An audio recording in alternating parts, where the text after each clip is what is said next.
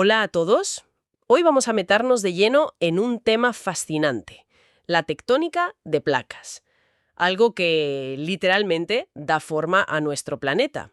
Exacto. La idea es explorar un poco a fondo este concepto, basándonos en lo que sabemos a partir de la investigación geológica acumulada. Sí, nuestra fuente principal es un resumen bastante completo y queremos destilar las claves. ¿Qué son estas placas? ¿Cómo se mueven? Mm. ¿Y por qué ese movimiento es tan crucial? Explica terremotos, volcanes, montañas, básicamente cómo funciona la Tierra por dentro. Queremos dar una visión, digamos, clara de este dinamismo. Pues empecemos por lo básico. La litosfera, esa capa externa rígida de la Tierra. No es una sola pieza, ¿verdad? Para nada. Está fragmentada. Imagina como un cascarón de huevo roto en pedazos grandes. Esas son las placas tectónicas. Y la clave es que se mueven. Justo. No están quietas. Están como flotando sobre una capa que hay debajo, más caliente y, bueno, más plástica, la astenosfera. Se mueven muy despacio. ¿Cuánto de despacio? Leí que entre 10 y 160 milímetros al año. Sí, algo así.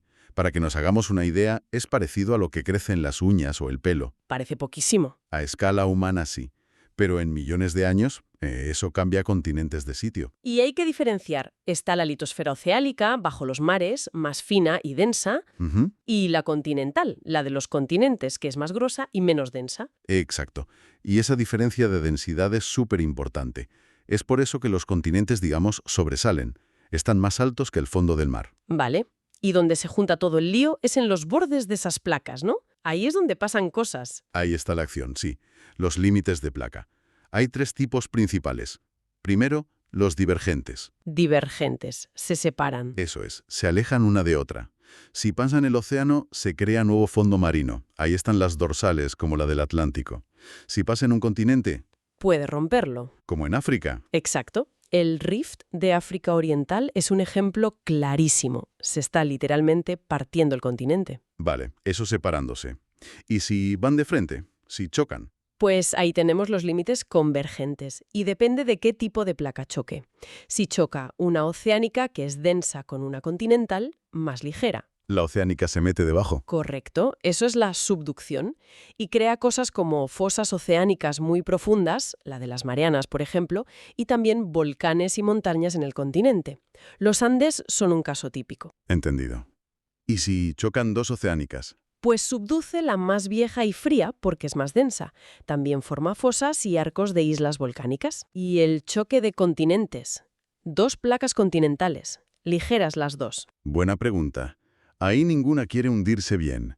Así que, en lugar de subducir una bajo la otra, lo que hacen es arrugarse, plegarse, romperse y amontonarse. Como una colisión de coches a cámara superlenta. Algo así, pero a escala geológica. El resultado son cordilleras enormes. El Himalaya es el ejemplo más espectacular. India chocando contra Asia. Los Alpes también son de este tipo. Impresionante. Nos queda un tipo de límite. Sí, los transformantes. Aquí las placas ni se crean ni se destruyen, simplemente se deslizan una al lado de la otra, lateralmente. Rozándose. Exacto. Como dos coches que se rozan al pasar. El problema es que ese roce acumula tensión y cuando se libera de golpe, terremoto. La falla de San Andrés, en California, es el ejemplo más famoso. ¿Vale? Tenemos los tipos de bordes. Pero la pregunta del millón. ¿Qué mueve todo esto? ¿Qué fuerza es capaz de arrastrar continentes enteros? Esa es la gran cuestión. La energía viene del calor interno de la Tierra. Ese calor genera corrientes lentísimas en el manto, como agua hirviendo a cámara ultralenta. Eso es la convección. Pero eso es como el motor general, ¿no? ¿Cuál es la fuerza directa sobre la placa? Hoy en día, la idea que tiene más peso es el tirón de la placa, o slab pull en inglés. El tirón. ¿Cómo va eso? Imagina una placa oceánica. Con el tiempo, se enfría, se vuelve más densa. Cuando llega a una zona de subducción y empieza a hundirse en el manto caliente, Ella misma tira del resto. eso es. Su propio peso, al hundirse, arrastra al resto de la placa que viene detrás, como si fuera un ancla que tira de la cadena. Es, digamos, la fuerza principal aceptada hoy. Hay otras. Sí, se habla también del empuje de la dorsal, ridge push. Como las dorsales oceánicas están elevadas, La placa tendería a deslizarse cuesta abajo por gravedad. Pero bueno, se cree que es una fuerza secundaria.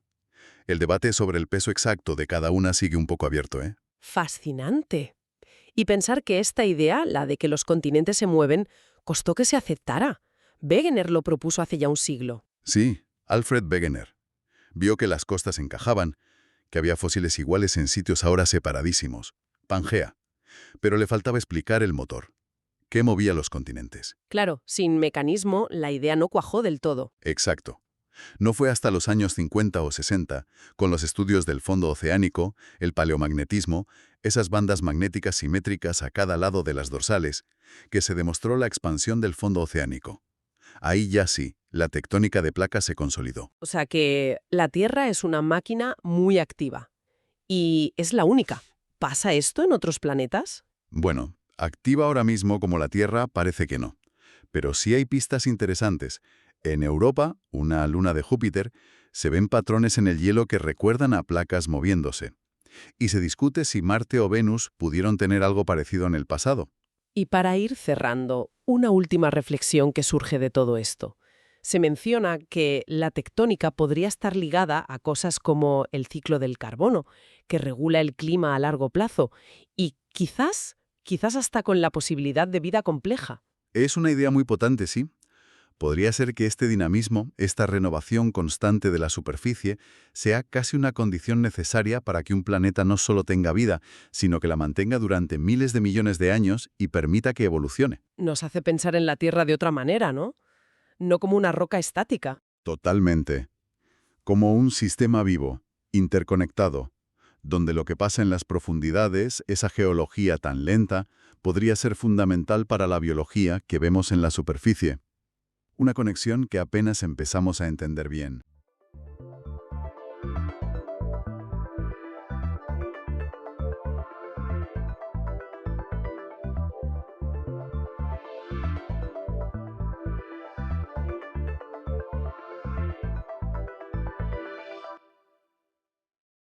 Hola, hoy vamos a meternos de lleno en una idea fascinante que está ahí, en la frontera entre ciencia y teología. Hablamos del Dios de los huecos. Eso es. La idea básica es, usar a Dios para explicar aquello que la ciencia pues todavía no entiende del todo. Exacto. Vamos a ver de dónde sale, cómo se usa y por qué ha liado tanto revuelo. Tenemos aquí bastante información para analizarlo a fondo. Sí, es una perspectiva que, bueno, ya tiene su historia. Surge en el siglo XIX, más o menos. Se empieza a ver cómo algunas lagunas, algunos vacíos en el conocimiento científico, pues se usaban como si fueran una prueba de que Dios había intervenido ahí. O sea que Dios estaría como rellenando esos huecos que la ciencia deja. Justo eso. Donde la ciencia no llega, ahí entra Dios, según esta visión. Vale. Vamos a profundizar. ¿Quiénes fueron los primeros en señalar esto? Henry Drummond, has dicho, ¿no? En el siglo XIX. Sí, Drummond fue uno de los primeros críticos importantes. Él le chirriaba eso de poner a Dios solo en lo que no entendemos. Claro. Defendía que había que ver a Dios en toda la naturaleza, no solo en los misterios. Entiendo.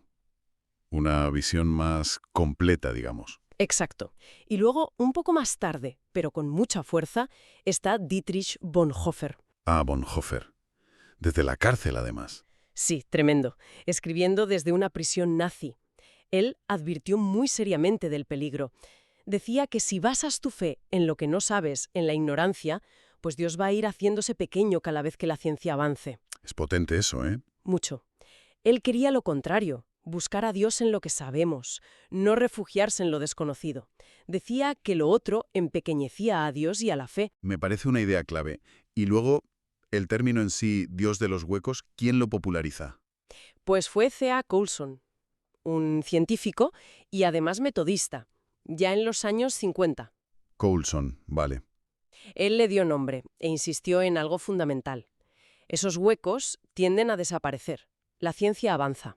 Claro, es lógico. Entonces, decía Coulson, o Dios está en toda la naturaleza, en lo que sabemos y en lo que no, o esa idea de un Dios tapa huecos no se sostiene. Es interesante que fueran a menudo teólogos los que lo criticaban, ¿no? Sí, sí, a menudo se usaba el término como una crítica interna, digamos, hacia una forma de fe que consideraban débil o mal enfocada. Vale, entendemos de dónde viene y quiénes lo señalaron. Pero la gran pregunta es, ¿se sostiene como argumento? ¿Es lógicamente válido eso de rellenar huecos? Ahí es donde entremos en la crítica más formal, desde la lógica. Se considera una falacia. La llaman la falacia del dios de los huecos. ¿Una falacia? ¿De qué tipo? Es una variante de una falacia muy conocida, el argumentum ad ignorantiam, el argumento desde la ignorancia. Ah, claro. La estructura es simple. No podemos explicar X con la ciencia, por lo tanto, la causa de X tiene que ser Dios o algo sobrenatural. El clásico no sé qué es, luego es divino, o extraterrestre o lo que sea. Exacto. Y aplicado a temas gordos como el origen de la vida, pues tiene mucho peso en ciertos debates. Me imagino. ¿Algún ejemplo típico? Pues el que comentabas. La ciencia no explica totalmente cómo surgió la vida de la no vida, así que tuvo que intervenir Dios. Es un argumento recurrente en círculos creacionistas o del diseño inteligente. Ya. Y además está el problema del sesgo de confirmación, ¿sabes? ¿En qué sentido? Pues que se interpreta la falta de explicación científica no como un aún no lo sabemos, sino como una prueba positiva de que algo divino está actuando. Se busca confirmar la creencia previa. Entendido. Entonces, si esta vía del dios de los huecos es, bueno, lógicamente problemática y está criticada desde dentro de la teología, ¿cuál es la alternativa que se propone? ¿Cómo se ve la acción divina si no es en esos vacíos? Pues aquí viene lo interesante. La contrapropuesta teológica, que es la que predomina hoy en día, diría yo. Muchos teólogos y también científicos que son creyentes, como John Hapgood, que era obispo y bioquímico, Anda, curioso perfil. sí, argumentan que es mucho más satisfactorio y teológicamente más robusto buscar la acción de Dios dentro de los procesos naturales que sí conocemos. O sea, no en los márgenes, sino en el centro de lo que sabemos. Exactamente. En lugar de arrinconar a Dios en lo que aún no entendemos, verlo actuando a través del propio funcionamiento del universo, que la ciencia va desvelando. La crítica de fondo entonces es que el dios de los huecos parte de una premisa falsa, Sí, que es asumir que si hay explicación científica ya no hay sitio para Dios. justo. Es una dicotomía que muchos rechazan. Dicen que la ciencia explica el cómo, el mecanismo, pero eso no tiene por qué excluir una causa última, un propósito, un Dios que sustenta esas mismas leyes. Claro, son niveles distintos de explicación, quizá. Podría verse así. De hecho, hasta críticos muy firmes del argumento desde el ateísmo, como Richard Dawkins, Sí, claro. también señalan la debilidad de ese Dios de los huecos. Argumentan que es un Dios que está siempre en retirada, porque la ciencia, bueno, no para de llenar esos huecos. Cada vez le queda menos espacio. Entonces, para ir cerrando, nos quedemos con una tensión clara, ¿no? Por un lado, la tentación de usar las lagunas científicas como apoyo para la fe. Mm. Por otro, la advertencia de que esa es una estrategia, pues bastante frágil, porque esas lagunas pueden desaparecer. Esa es la clave. La crítica fundamental es que ese enfoque puede acabar haciendo pequeño el concepto de Dios. Lo limita a ser un apaño temporal para nuestra ignorancia. ¿Un dios tapa agujeros? Exacto. Y la alternativa teológica más común hoy propone justo lo contrario, una visión de Dios más integrada. Un Dios cuya presencia se ve no donde falta explicación, sino precisamente en y a través de las leyes y procesos que sí entendemos. Muy interesante, y nos deja una pregunta final para darle vueltas. A ver. Si llegara un día, es una hipótesis, claro, en que la ciencia pudiera explicarlo absolutamente todo, cada detalle del cosmos, eso eliminaría la necesidad de ese dios de los huecos. Lógicamente sí, si ese Dios desaparecería. Pero, ¿y si, por el contrario, esa explicación total reforzara la idea de un Dios inmanente, presente en la propia estructura ordenada y explicable del universo? Buena pregunta. Algo en qué pensar, desde luego. Ahí queda eso, sí, para seguir pensando.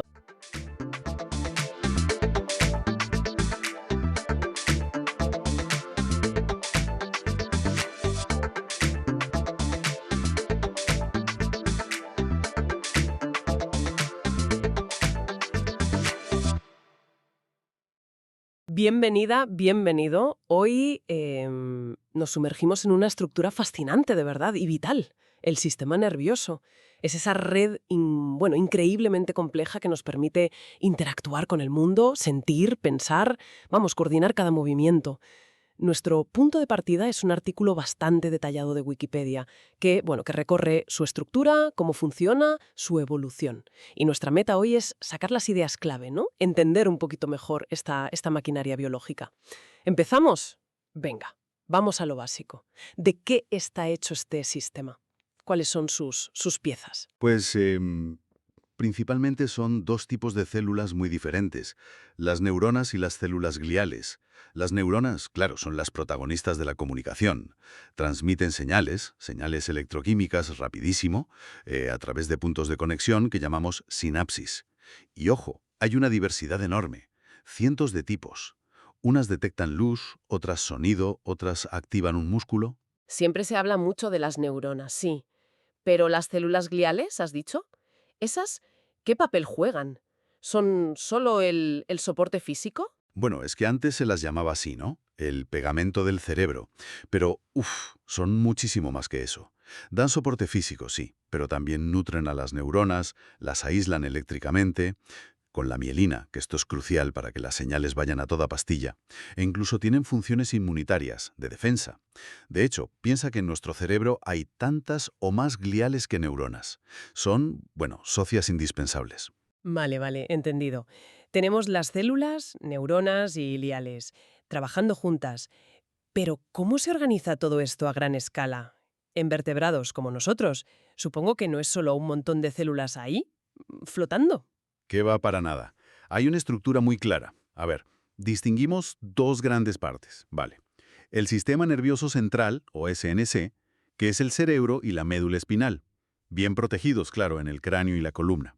Y luego está el sistema nervioso periférico, el SNP, que es toda la red de nervios que conecta ese centro, el SNC, con todo el resto del cuerpo. O sea, como si el SNC fuera la CPU, la unidad central, y el SNP todos los cables que conectan los periféricos, ¿no? Exacto, muy buena analogía. El SNC procesa y decide, ahí protégelo, y el SNP es la interfaz con el mundo. Los nervios sensoriales traen información, lo que ves, oyes, tocas, y los nervios motores llevan las órdenes hacia afuera. Mover un músculo, por ejemplo. Y creo que el SNP también se subdivide, ¿verdad? Se complica un poco más. Eso es, se ramifica.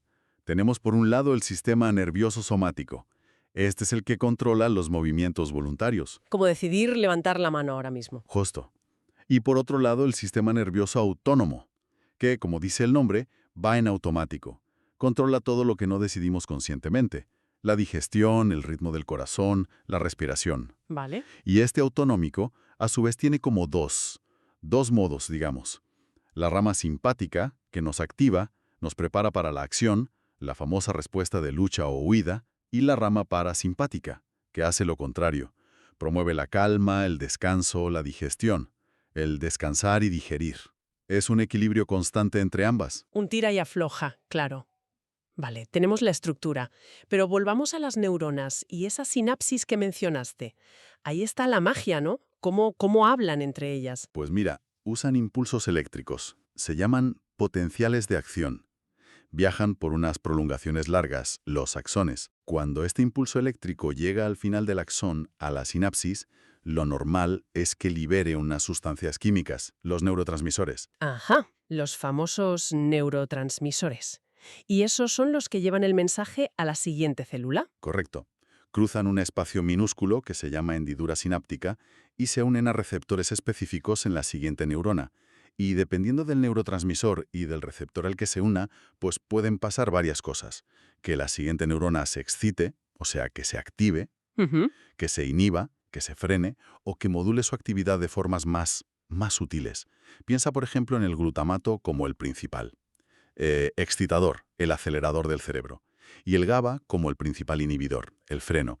Hay cientos, ¿eh? Lo que permite una comunicación súper rica y específica. Y aquí es donde entra algo que a mí siempre me ha dejado fascinada. La idea de que estas conexiones, estas sinapsis, no son fijas, que pueden cambiar. Que ahí está la base de aprender cosas, de la memoria. Exactamente. Eso es la plasticidad sináptica. Es fundamental.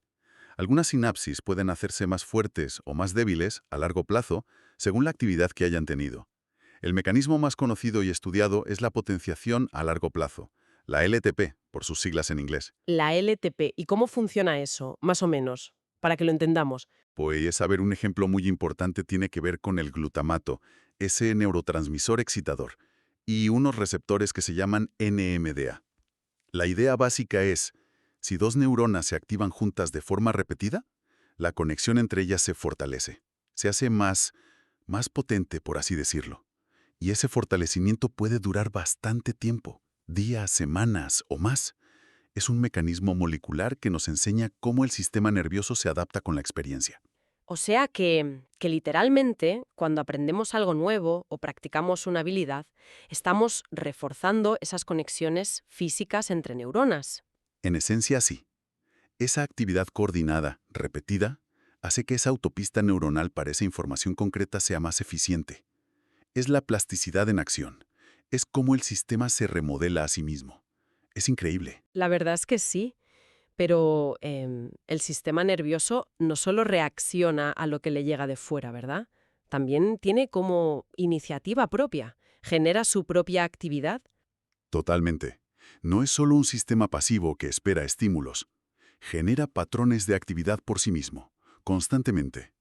Tenemos desde circuitos reflejos súper simples, como quitar la mano del fuego, casi sin darte cuenta, que se gestionan en la médula espinal, Ujú. hasta patrones mucho más complejos que se generan internamente. Un ejemplo clarísimo son los ritmos circadianos. Nuestro reloj biológico. Exacto. El que regula cuándo tenemos sueño, cuando estamos despiertos. Está controlado por un grupito de neuronas en el cerebro, que actúan como un reloj genético interno. No necesita una señal externa constante para marcar el ritmo. O sea que es proactivo, no solo reactivo. Se adelanta, organiza. Eso es. Y esa capacidad de generar patrones internos es vital para un montón de funciones.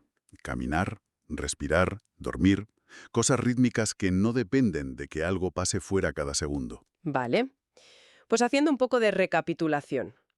Hemos visto las células base, neuronas y glía, la organización general, con el SNC y el SNP y sus divisiones, la comunicación química en la sinapsis, con los neurotransmisores, la increíble capacidad de cambio, la plasticidad, que es la base del aprendizaje, y estabilidad para generar actividad propia, interna. Podríamos decir, para resumir mucho, que es una red distribuida y dinámica que procesa información, nos permite percibir el mundo, claro, actuar sobre él, regular nuestro propio cuerpo y, muy importante, adaptarse y cambiar con la experiencia. Fascinante, de verdad. Y para terminar, una idea para darle una vuelta. El artículo de Wikipedia menciona que en animales más simples existen neuronas identificadas, o sea, células nerviosas únicas que son iguales y tienen las mismas conexiones predecibles en todos los individuos de esa especie. Ponen el ejemplo de las células de Mauthner en los peces que disparan una respuesta de escape súper rápida. Pero en humanos se cree que no tenemos neuronas así tan individualmente predeterminadas. ¿Qué podría sugerirnos esta diferencia?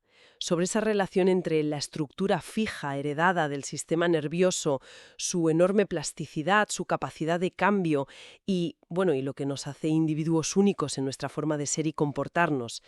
Ahí lo dejo.